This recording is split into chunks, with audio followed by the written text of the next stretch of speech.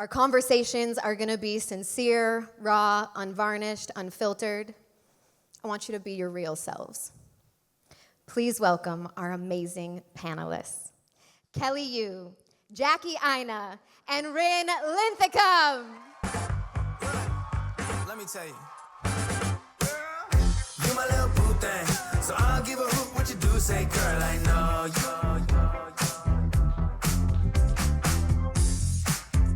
Woo! Okay, so before we jump in, I love questions. I want to ask you guys a question to keep in the back of your mind, because we're going to do a Q&A. This is about you. How real do you feel like you're being on social media? Don't answer now. All right. Before we really jump into the questions, Kelly, can you guys all tell me one thing that's real about you, something that maybe only your mom or your best friends know? Well, they know everything. Dang, I don't know.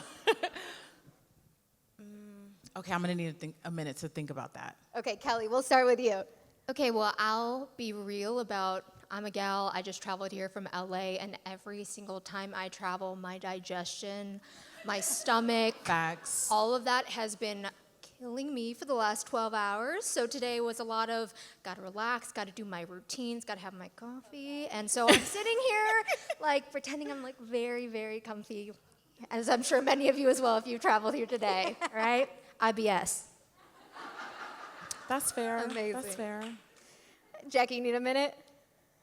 I'm gonna say, like, just probably my humor is always real. Like, I just think my personality in general, like, if I said it, I meant it. But that also might mean some apologies will have to follow if you don't package it as pretty as it should have been. But just my personality in general, yeah. I've seen your TikTok that you're being honest. Rin, how about you? Well, I'll be honest, I'm most comfortable behind a computer screen. Mostly my day-to-day job is really focused on working with my own team, so probably the real thing about me is that I'm really nervous to be here, but also so excited. You're doing amazing. Can we give her a little love? Yeah.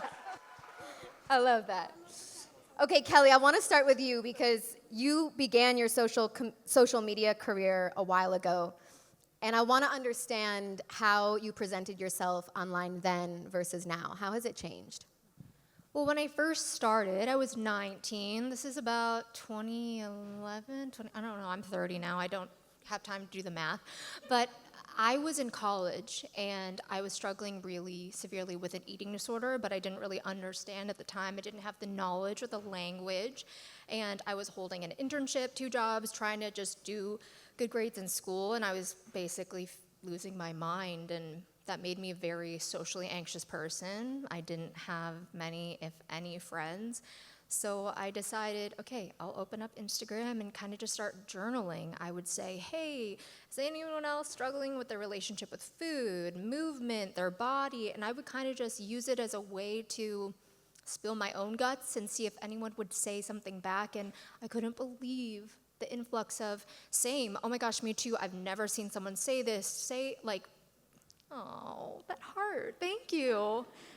See, and this is why I started to share that, because I felt miserably alone. I did not tell my family or my friends, and I did have a boyfriend at the time too. I didn't share any of this. It was really just me and a bunch of strangers.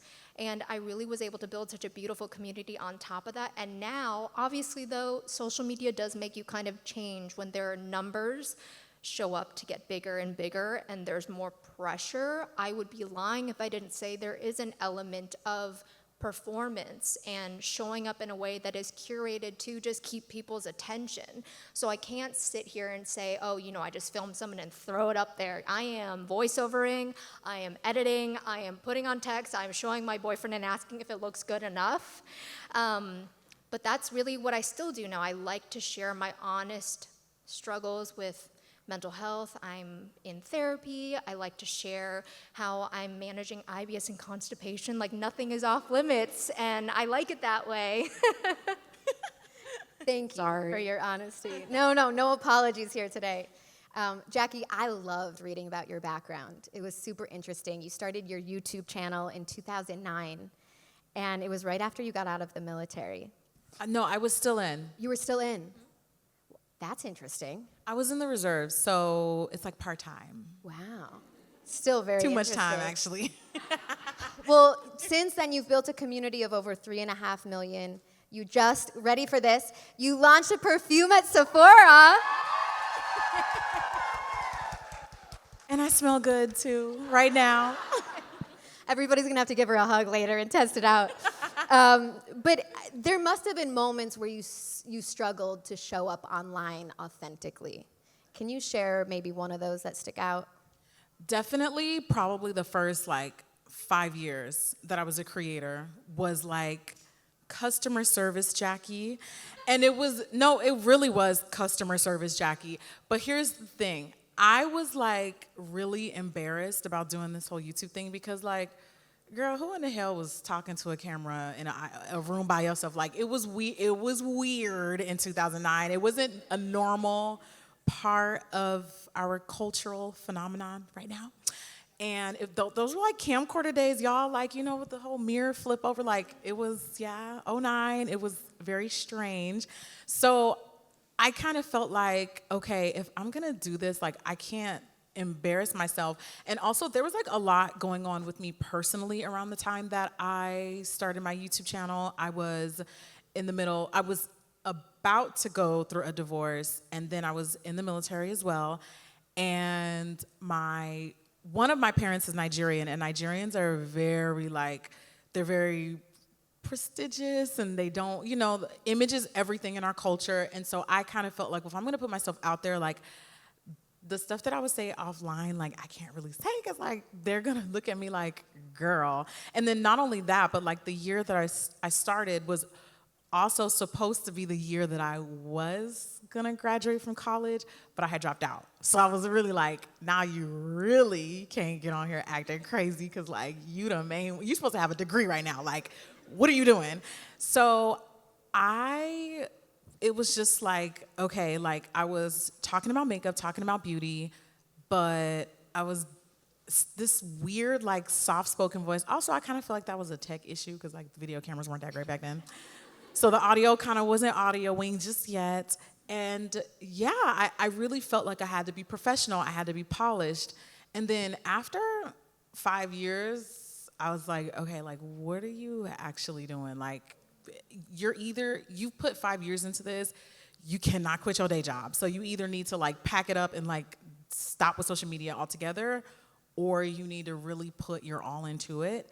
And then I was like, okay, I kind of want to see what happens if I really commit to it and really post regularly and really strategize. Up until then, I was not strategizing nothing. I was just posting as I go and teaching makeup. And then I was like, okay, well, if I put my all into it, you've been doing this for 5 years and you basically been flopping. So what has to change? Then I started watching my content and I was like, I would not watch this. This is not good. This is really boring. And I also had to come to the realization that I would edit my content and not even rewatch my own content. So then I was like, what needs to change now? You not being yourself. Why don't you stop editing out all the stuff that you usually edit out? And literally, after I came to the realization that my content was just not that good, because it wasn't, even though people did believe in me and I did have a small community, they were there at their core, they liked me, but they were just there for the content. And I literally was like, okay, I'm having a come into Jesus moment. What do I need to change?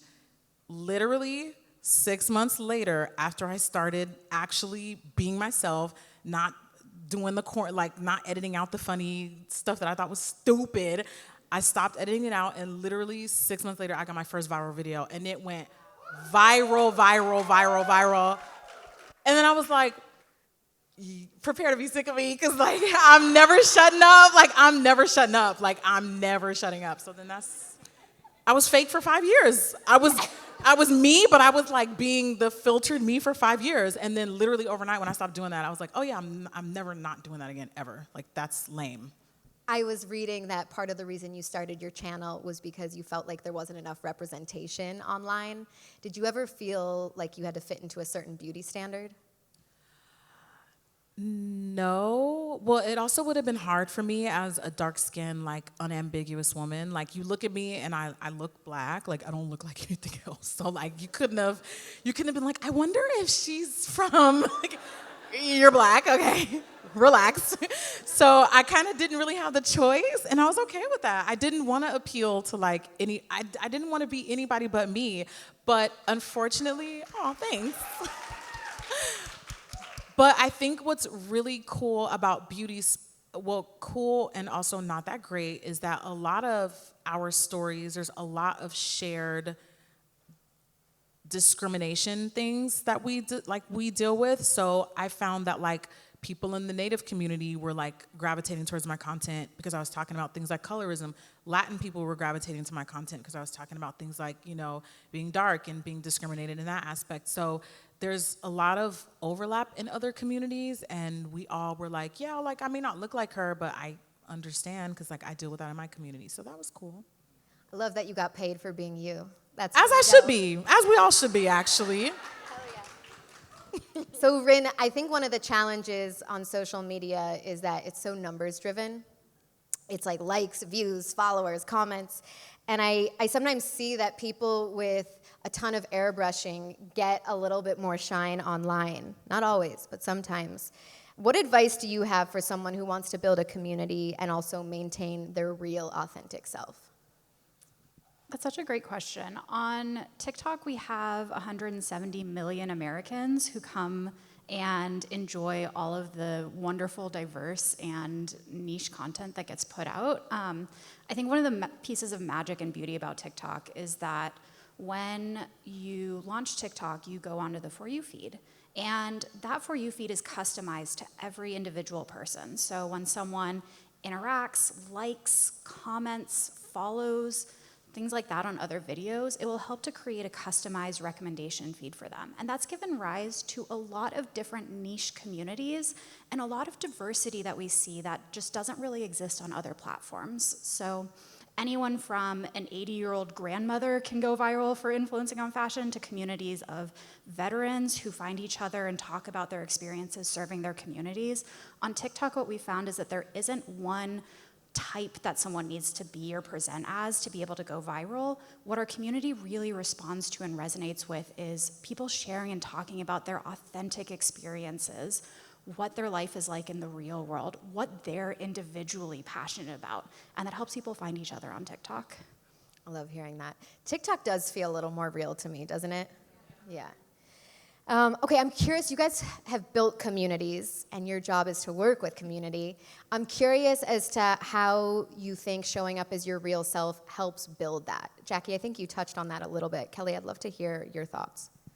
Well, when I heard Jackie, you mentioning you never felt like you wanted to look like anyone else, and I really envy that because that is not my experience, and I admire that. I wish I had that growing up. I grew up in Chinatown in Chicago. I lived with my Chinese grandmother until I was 13, and my mom finally saved up enough money to buy us a house, and I went to an all-Chinese school, but I'm actually also half Japanese. And we only really spoke English at home. Even though I could understand my grandmother, I was not fitting in any specific category. So I really went through my life not knowing who I was, and all I would watch is Nickelodeon, Disney. I wanted to be tall, skinny, and have long blonde or brown hair.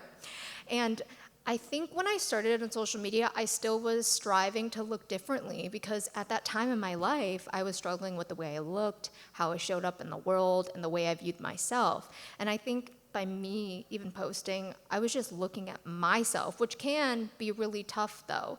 Sometimes it's not healthy for us to see ourselves so much or film ourselves or be editing ourselves, but there's another piece of it that has really helped me to actually look at myself, not just from a very personal, judgmental way, because if I just do that and live in my own head, I hate myself.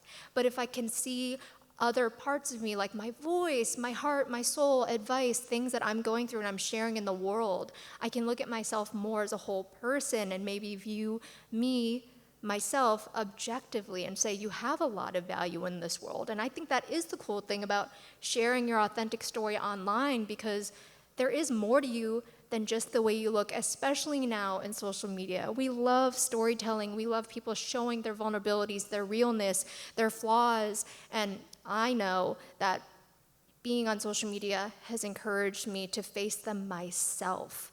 I think that if I had not kept posting organically about how I was pursuing therapy, I would have not left unhealthy relationships. I wouldn't have a healthy relationship with myself, food, and my body. And I definitely wouldn't be sitting here looking at all your pretty faces. I notice that I'm the least happy when my insides don't match my outsides on social, so I really hear what you're saying. I think sometimes it feels like the algorithm knows us better than we know ourselves. I did like an unfollowing spree a few years ago and just kind of curated my feed. Rin, I'm so curious as to any recommendations you have for curating a feed, and especially when it comes to body image and confidence. Yeah, absolutely. This is something that my team and I think really deeply about and care about and work on every single day. So on TikTok side, we do take some steps to try and make sure that our platform is one that is positive and can encourage body positivity among the people who go there. So we're very clear in our community guidelines that we don't allow people to post content that might encourage unhealthy eating behaviors or promote negative body images. And we also take steps to limit the amount of time that we'll recommend someone in a row content that has to do with diet and fitness. Because, it might be fine to see a video about eating vegetables, once in a while that might be great for you, but if you see it over and over and over again, that can kind of increase some of the pressure that someone feels to fit a certain image or to look a certain way. So we take proactive steps on our end to put those limitations in place. We also have a content level system that allows us to mature some more complex, or to filter some complex or mature themes from the feeds of youth. But we know that beyond these base level safety settings that we put in, everyone has their own individual preferences, right? What I feel comfortable with and what makes me feel good to watch on my TikTok might look very different than from someone else. And so we have a ton of tools that everyone can use to customize their own feeds, from pressing the not interested button to hide certain creators or certain types of content that you don't want to watch. We have word and hashtag filters that you can use to make sure that different topics don't come onto your feed. You can also use those filters to limit the visibility of or delete up to 100 comments on a time on a video. And so that can also help to customize and tailor the experience a little bit more for yourself. Jackie, I saw a video of yours the other day that made me spit out my water. What did I do? Well, you went really viral. And you got some comments, and you were like, going viral is like a blessing and a curse. Oh my God, you have no idea. Well, you had a message to all the haters that I'm kind of hoping you can repeat today. I just, in the polite way ever, I just said, you could never, why would you even try? I'm just saying, you come on my page talking about how I look or saying something negative, I'm sorry, but if anybody in here is a content creator, if somebody, and I had to learn this a long time ago, if somebody leaves a negative comment on your page, don't even respond. Go on their page. Don't say nothing. And just look. And then go, okay. I would be mad too, I get it. I understand.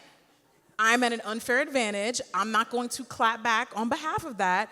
It will probably make you feel worse. I'm not going to say anything and I'm not even talking about how people look. I'm just talking about people sometimes are a lot of times just miserable. And I've been miserable too, so I know what it looks like. So that particular video, it was basically a piece of viral content, and there was a bunch of people just talking about the way that I look, and it hit a weird side of the internet, and the comments got really racist, and it was just bad. And so basically I was just I don't know why you would even talk about the way that I look when many of y'all could absolutely never. What? You don't even post pictures of yourselves. What is there even to discuss? I come online in 4K with no makeup, without makeup. I don't want to hear nothing. A lot of people can't even use their back camera. That's a little bit too much HD, so I don't want to hear nothing. Thank you. I'm just saying, I post my content, and I'm here to have a good time and keep it cute. And I'll keep it respectful, but keep it cute. Oh my God. Thank you for that. Kelly, we've gotten to chat a little bit before this, and I know you're a sensitive person. Yeah, I'm very Cancer. I'm the most Cancer, June 29. There we go. I love Cancer. What are you? I'm a Leo. All my best friends are Cancer. We're so sensitive in different ways. I'm like a weird. I'm sensitive too, sis. I just express it differently, you know. I feel like Leos are so strong, and this is why. They're hiding it all. Kind of have to be. They're so mean to us. Can we just notice how Rin has stayed out of this part of the conversation? I'm helping. Virgo here. We're going. Oh, I like that. Virgo. My mom's a Virgo. Well, Kelly, as a sensitive Cancer girl, how do you determine what content is helpful versus harmful for you? Well, there's two ways I kind of want to answer that. I think first what I absorb, and then what I've learned that I've put out in the past and what I put out now. So when it comes to me, like, we're all consumers, unless you're like the one healthy person in this room who doesn't ever scroll. Don't understand that. I think for me, when I first started scrolling on social media, I didn't really have any thoughts about it. I'm trusting everything I see. I'm young, I'm dumb. Everyone must know better than me. But I mean, I've just gotten older and I've learned more about myself and my needs. I think a lot of our social media usage can be so benefited by us just doing a lot of self-reflection. And I know that's not sexy or fun, but I think a lot of us know now, oh, I really have to have some conversations with myself. When I see this, what am I feeling? And when we're scrolling mindlessly, we don't want to do that. I totally understand, but taking a second to observe. And that helps in every other category in your life. It's not about curating the perfect feed. Just every single day, in your relationships, with friends, in the workplace, with family, noticing how you feel when you interact in all these different spaces, and then following suit. The best thing you can do is actually take action upon your feelings. A lot of my life, I would feel something and ignore those gut feelings and continue doing whatever that behavior was. And with social media, we can change that. And regarding what I put out in the world, when I first started, as you know, I told you I would kind of just be expressing what I was going through because I wasn't a creator at that time. I was kind of just putting whatever out there. I'd probably take a photo of something weird I was eating and then write a caption because that was those old days. I remember those days. Yeah. And now I have to be, and I enjoy being very conscientious about what I share. And I like to share that raw, vulnerable side of, for example, lessons I learned in therapy. However, it is really important to take the time to experience your life first and process those things before you tell other people. Because you have to sit in your own life and be grounded in your thoughts, your feelings, decisions, and also make sure that what you put out there, it's not that you're trying to make it perfect for people to absorb, but is this going to be helpful? Will this encourage people to want to pursue this for the betterment of their life? And I know we hear the term trauma dumping a lot, and that I don't love that either. It's a very negative connotation, but finding a balance between sharing your story and maybe putting a spin on it that allows them to feel inspired to go their own way in their own healing journey. That's what I enjoy. I really love that. Yeah, I see a lot of reactions. I love the idea of acting on your feelings. I haven't really heard anybody say that. That's great. Jackie, you said you show up in 4K. You really do. I think that's why we all love you. But I know when I make content, sometimes I'll make a video and then I get nervous and I chicken out and I don't post it. How do you decide when you get that feeling? What's your buffer or your filter? How do you decide what you're going to post versus not? Ooh, that's a good question. You know what? I think because my content now is so thought out and curated, I rarely go back and think like, ooh, maybe I shouldn't post this. I try to like discuss that and have that inner dialogue before I film it, because filming also takes a lot of time. So I just try to like make sure before I even sit down and flesh out an idea, I do that first. before turning on the camera because nobody likes to, waste their time, waste the makeup, waste the product. So I try to put a lot of thought into like what I'm doing first before I film it. Do you have any boundaries of what you are not willing to post? You know what? It's so funny. When you said being 100% like authentic, I believe in that 200% fully. But because I've also been on the internet for a very long time, and I see how things can backfire when you're like a little bit too candid about something. And you didn't experience it first, and you shared it in real time. Also, not something that I would advise, because sometimes you do want to process and experience things without outside opinions and like someone being like, oh, when I went through that, I did this, I quit my job and then I moved to Tibet. Like, what? Okay, like, I can't do that right now. Like, you know what I mean? But you don't want to like be flooded with potential outside opinions. So I believe in giving, this is gonna sound like a contradiction, but I promise you it's not. You're really kind of getting like 30% of 100% of me. Because that 70% is so important to me, and I really need some normal, you know exactly, like, I know somebody feels me.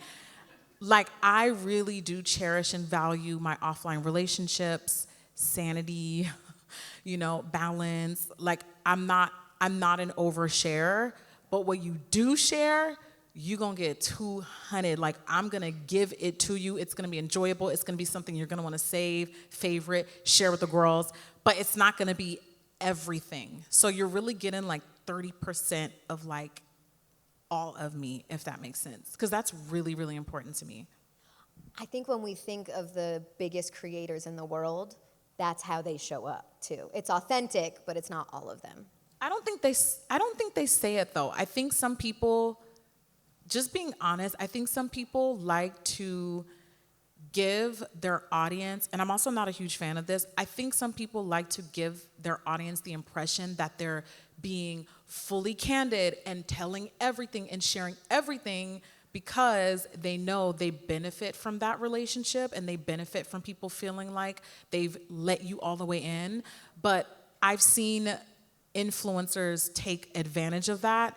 And so I'm loud and proud about the fact that I don't overshare, because I say it's actually to my audience's benefit as well. I would never be like, well, you know me, guys, we're friends, we're family, so like, buy this, you know what I mean? Like, I'm not a fan of that, and I've seen other creators do it, and so I think you should be vocal about it and not toy that line, because it's okay. It's like, oh, actually, wait, like, I don't really know everything about this person, and that's okay.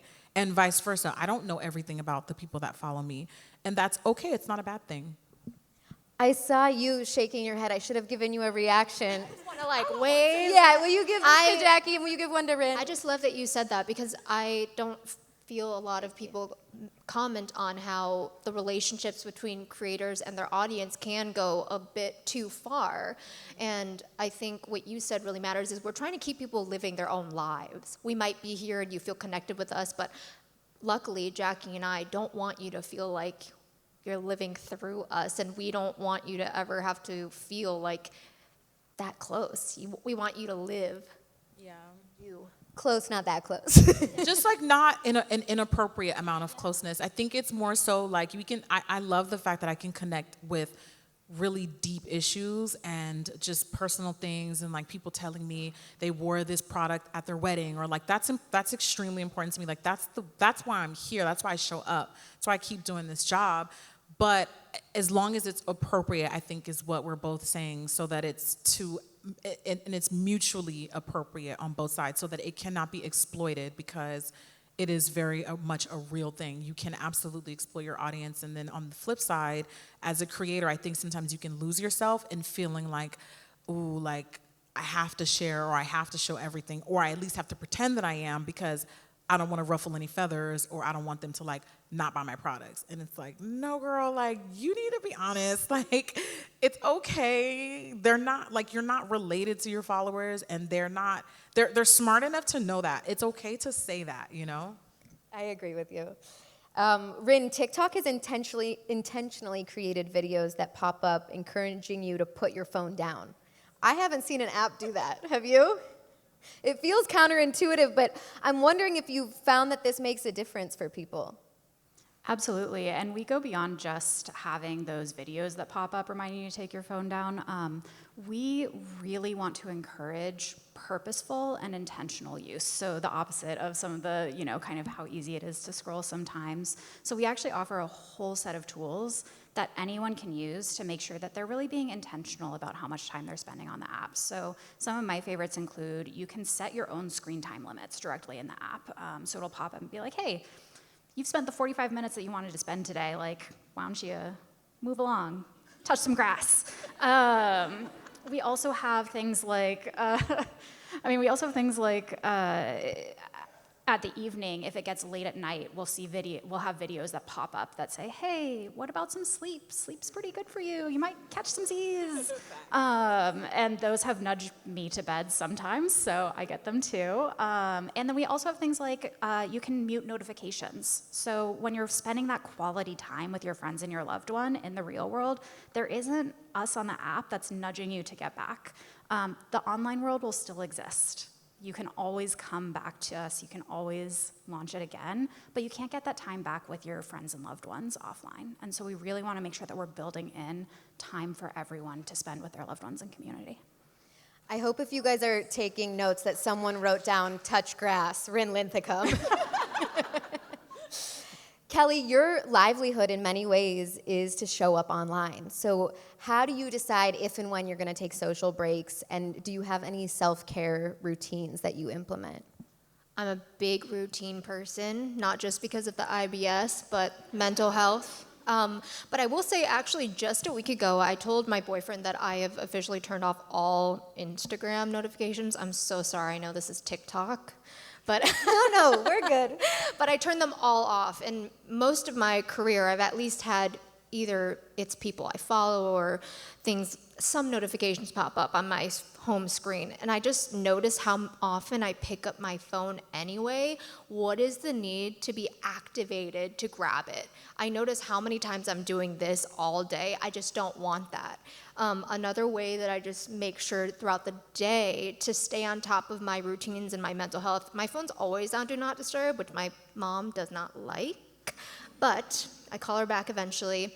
And regarding routines, no, she really doesn't like it. It's not good. I'm scared. I get a lot of texts. But every morning, this is a new routine I've been doing for about 3 months, and my therapist is amazing. She's a very action-oriented therapist, and every morning before I pick up my phone, I immediately put on noise-canceling headphones, and I start a 5-minute, because when I see people doing 2 hours, 1 hour, 20 minutes, even 20 is a lot for me. I put on either positive affirmations or meditation, and more often than not, I'm choosing the affirmations because I want someone to help me do the work, okay? Like, I sometimes feel very anxious about doing a meditation because it is tough to start the day being forced to face myself. Maybe some of you can't understand that, which I love for you. For me, I'm like, I don't want to check in with myself, but I want to feel positive about the day. So I'll pick different ones. There's ones that are about positivity or healing or gratitude, and that really helps me. And then I have 2 separate journals. One is for gratitude. This is all new to me, okay? Like, I'm not like a Zen queen. This is a daily forceful thing. I wake up and I go, I don't want to do this. Please, just don't let me. But I do it. And every single day I say to myself, I'm so proud of you for doing that because you are taking action towards a higher quality of life every day. And think about it, it's like 7 minutes, right? 5 minutes, 7 minutes, even just 1 minute. So doing that before you pick up your phone, doing anything, you will be so annoyed by how much better you feel. You will be so pissed off. You'll be like, wow, tomorrow I gotta do this again. So those are my routines that really help, and your whole day is better, unfortunately. Part of this panel, at least part of what I wanted to learn from you guys, was how do some of the best in the biz take the confidence they have online and bring it offline? What is on your For You page? Is there anything that you've curated that really gives you confidence so when you step out from URL to IRL that you are feeling it? So I actually am really proud of the fact that my confidence comes offline. Like, I don't allow other people to give it to me because they will also take it away from me. So I put my phone down and I do the work offline. Even though I do think it is important to curate a feed that is positive, like I want to see people that look like me. I want to see people who have common interests as me. That is important. That's part of it. But it's really not like at its core where your confidence is going to come from and where your real feel good is going to come from. So that's where the 4K comes in, you know, period. Like, I've already done the work. I'm just going to turn on my camera. If you get 4K, if you get 8K, that's fine. Because, like, I like me at the end of the day. And some people, when they put their phone down, that phone told them who they were, and they put their phone down, and they go back to not liking who they are. I can't do that. Like, I need to be able to like me online and off. I need to be able to look in a mirror, not just a front-face camera with a cute little filter. And that's really, really important to me, and I'm super overprotective of that, too. Well said. Rin, what's on your For You page? So I am currently learning how to fly a plane. Are you taking Wait, pilot? oh, what? That is so That's cool. the fire emoji. It's a lot harder than I expected. Turns out flying's hard, but one of the great things that I found was that there's an incredible community of female pilots on TikTok. Who knew? And they talk through everything from a day in their life to like what are the tips for mastering landing to their own ups and downs and bumps along the road to getting to where they got to. And so even though it's just a hobby for me, being able to log on and have an online feed that really mirrors some of my goals and aspirations offline, especially on the hard days when it feels like, oh, I'm not sure if I can do this, that's been really educational and inspiring to me. So I see a lot of that. I mean, I have no words. That's so cool. I just told my fiance I wanted to take pilot lessons. It's so fun. I got questions, Do it. girl. We can talk literally, about I just woke up and Dan was like, I need another hobby. Yeah. No, honestly, I got a hobby? into it because It is, yeah, it is. Some people do it you just guys to are do brave. it. it is a hobby, and the nice thing is that you can't look at your phone while you're trying to find a plane or fly a plane. So I will it's a hope. good one for getting offline. I need to connect with you because Talk. I need to. I got questions. I feel like you guys were meant to meet today. Yes, This is period. Kelly, what about you? What makes you happy on your For You page? Well, I will say this. The way I used to use social media, because I started really wanting to be, I was an emerging creator back then. And I thought I should be inspired by whoever I follow because I want to do better with my content. So I'd follow other creators that did really cool things and I would study them and save them and be like, ooh, I should make a video like this. I should make a video like this. And then my management also encouraged that. I have a manager, a lot of creators have a team and they say, hey, are there other creators that are doing similar things to you? Maybe you should not copy the video, but kind of. And I decided to stop doing that a few years ago, and I think that I have been saved by not constantly feeling my own desire to compare as I scroll. And for me, my favorite place in the world is Japan. And all I do is watch YouTube vlogs of people walking through Japan. That is what makes me happy. And not doing the comparison thing. And I think a lot of us will fall into that rut. If you follow people that, yes, you love them, yes, you admire them, but I know myself, and I have to be honest with myself and what comes out of me when I see that. And I had to take action to be like, I just can't do it anymore. I'm not strong enough. How are we doing on time, Aerie team? Do I have time for one more question, or should we get to the Q&A? I have time. I see a head nod. Okay, cool. So the Aerie team taught me a new term. It's called beauty autonomy, which I love. You're shaking your head. You know. Am I late to this party? No? So a few years ago, I stopped using filters. And it was because I realized I would look at photos with filters, and I started to not like my real face. And it was freaking me out. So I made that choice for me. But some of my friends use them and have no problem. And apparently that's called beauty autonomy, which I love. Curious how you all feel about filters. How does it work for you guys? So I'm somewhere I think I'm kind of where you're at. I personally like using filters that are not face morphing because sometimes they just be doing way too much. If it's light and if it's minimal, yes, go in. I'm okay with a little bit of beautifying. It really has to be like enhancing what's already there. So you can't give me a new nose and a new chin and a new forehead. Like, what the hell? I did not do all that contouring for you to change it, girl. Like, excuse me, I do not look like that. However, if somebody wants to look like somebody else, that's their business. It's not mine. At the end of the day, I'm worried about me, period. That's also my inner Leo. Like, I think too much about myself to care what everybody else is doing. But, like, we should be a little bit more, like, self-centered. Like, all of us, like, why are you worried? It's her business. I don't care. Like, if it affects me, then maybe I might say something, but I don't really care. And also, if it does affect me, at the end of the day, I might have to ask myself, why does what they're doing affect me? Like, it shouldn't, you know? In hindsight, it shouldn't. So I'm kind of like, if that's what they want to do, that's what they want to do. That's the autonomy part, right? It kind of is. And I feel like everybody has the right to choose whether they want to participate in something or not. Maybe they're not there to really see themselves. That's okay. And they will get there on their own time. But bullying them into like taking the filter off is not going to help them at all. Sometimes it saves time and saves makeup, and I'm like, I get it. True. You know? And there's also levels to filters as well. Like, some of them are more extreme than others. But yeah, I don't know.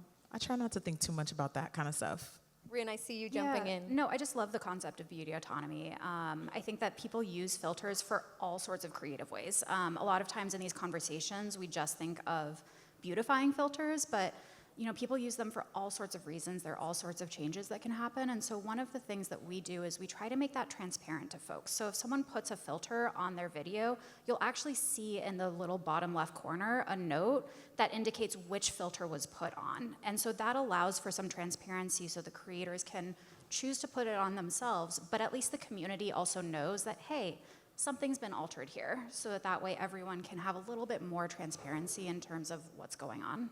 I think that's cool. I see you nodding, so I feel like we're in agreement. Okay, today is about you. It's your time. I want to get to the Q&A, but that question I asked you earlier, do you feel like you're showing up real on social media? Does anybody want to jump in? Does your mind change after hearing them talk?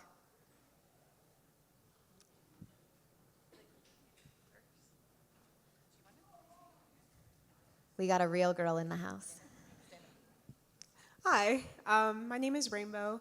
I've been in love with social media since I was a kid, especially when you started talking about YouTube. I definitely relate to that. When I was a kid, I had a camera and I made YouTube videos. I had these like webkins and I would make these little stories with my webkins and I post them on YouTube. But back to the question of if I think I'm being my real self on social media, I would say no.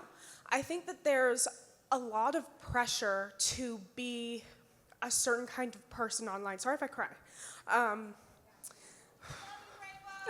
Thank you. Woo! I'm on the autism spectrum, so I think growing up it was hard for me to just kind of have a concept of myself in general. And growing up, I didn't really fit in with anyone.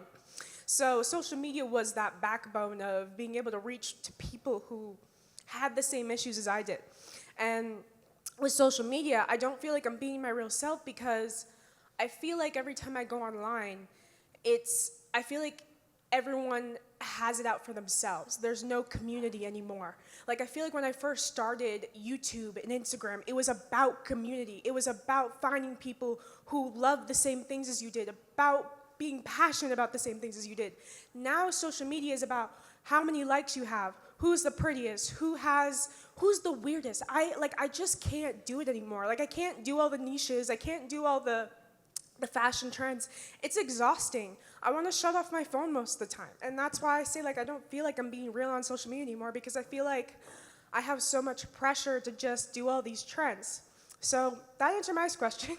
Okay, first of all, I'm coming to give you a hug. Can everybody give a round of applause to Rainbow?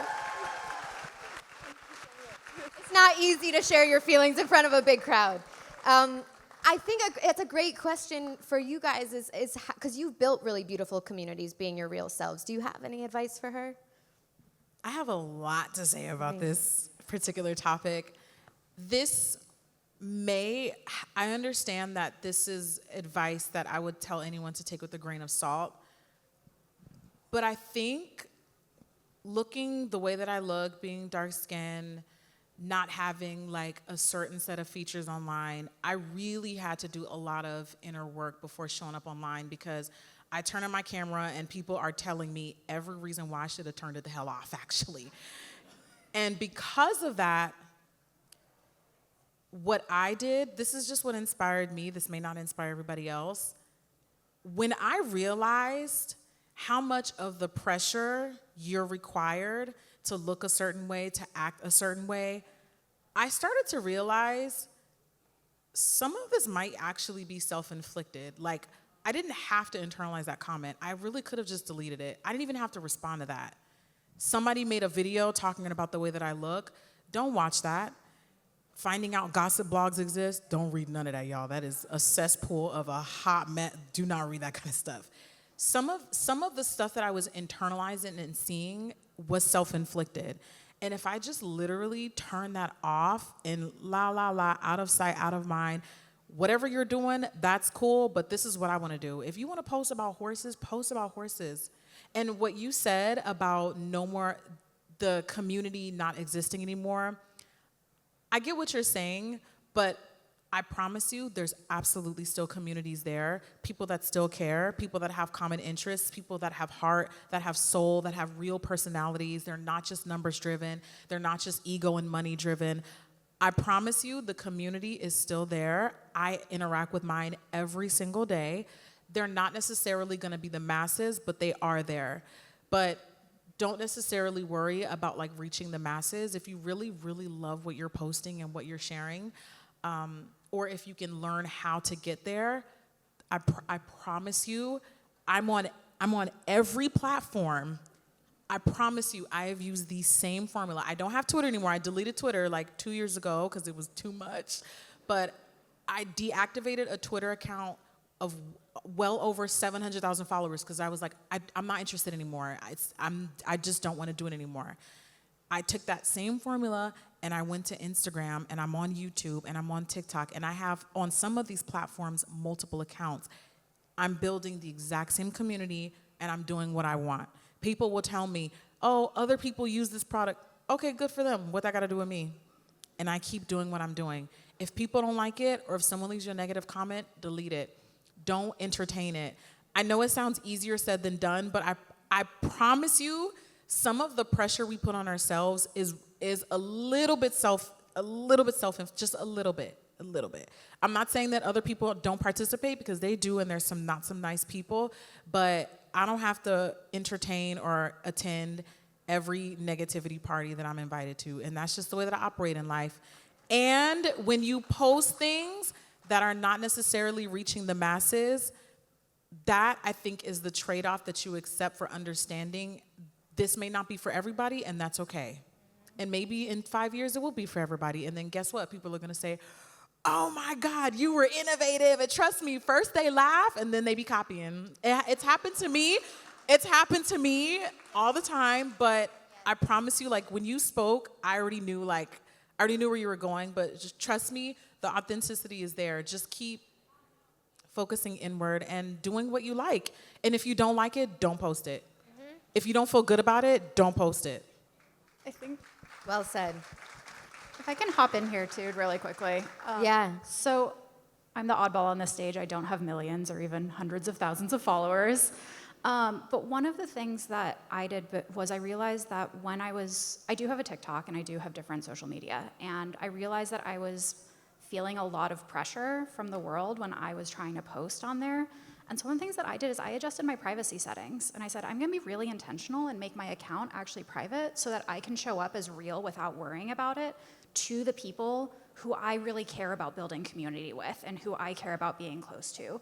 That's friends, that's families, that's online community members. And so as I think these platforms have grown, yes, there's the public, visible, kind of shiny in your face side, but you can also use these tools to really cultivate the community and belonging that you want to do yourself. And that's not necessarily millions or hundreds of thousands of people.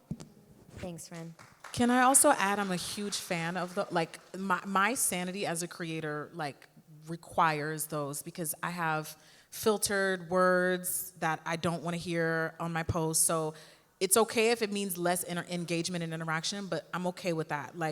I'm not willing to exploit my vulnerabilities just to say I got more comments or just to say my video got pushed further. I filter the hell out of keywords and stuff. I'm only people on Instagram specifically, but only people who follow me can comment on my Instagram posts. I'm okay with that. So utilizing those things help tremendously. They really do. And on one of my Instagram accounts, I don't even have DMs on at all. They're completely turned off from everybody. So those things help tremendously, more than I think I realized. Thank you. Any more questions? I know we have a lot in here. We're passing the microphone. Hi. Oh, the mic is on. Bring the energy. The mic is on. My name is Shay. Thank you all for being here, first and foremost. With you guys all being in a position of kind of making your social media image, but also marrying it into business and branding, I want to kind of find out a little bit more about how you keep that balance. A lot of time our social media presence is what's getting us booked, getting us people buying our things, but then also being able to take that break and focus on yourself, doing the real work, which is so important for everybody being successful as a person, but then not to mention that you already have that other layer of just how you show up on social media as ladies trailblazing. I just wanted to know a little bit more about how you keep that balance and also have a successful business. Congratulations on your fragrance. I would say my experience with trying to find my niches over the last few years has been really interesting because my management does, might be one of the creators that is more of a storyteller, and I love sharing lived experience, and I'm so grateful that I do have the opportunity to work with lots of brands, but it wasn't always, my vision wasn't always seen by others or my management. And in my management, in my agency, there are lots of fashion influencers, lifestyle, makeup, beauty. I felt like in the beginning I was kind of forced to go into that. And I love to do, I did my makeup today, I love getting dressed, I love doing my hair, but that was not what I really felt passionate about doing. And that is the trade-off and the hard part about being a full-time creator is you have to make money. And if you're not getting those brand deals, sometimes my manager would push me and say, hey, can you post a video of you doing your hair? And I had to have those deep conversations with myself. And I'd say, I don't really want to do that. I don't actually want to be that kind of influencer. And I had to stick to my gut feelings and share what I was passionate about. The right brands came along. The right partnerships come along, and they have been so excited for me to collaborate with them and tell stories and incorporate their products. And now I stand so confidently in what my content is like. But there was a long period of time where we kept saying, Kelly, do you need to start doing fashion videos and stuff? This was even last year. So I also went back to what Rainbow was, all your feelings that were shared. I've been in that position, and I've questioned myself tremendously over the years. And I am so happy that I did not trade my desires, my needs, my values for a paycheck, which sometimes we have to do. Not saying we don't, but stick to what you want and build your community based on the people that feel connected with you. The money, not always, but it most likely will come. Be passionate, stick to your passions, and don't settle. You really don't have to. think it increases trust too. Brands trust you more, your audience trusts you more. And please give a round of applause to our panelists, Jackie, Rin, and Kelly.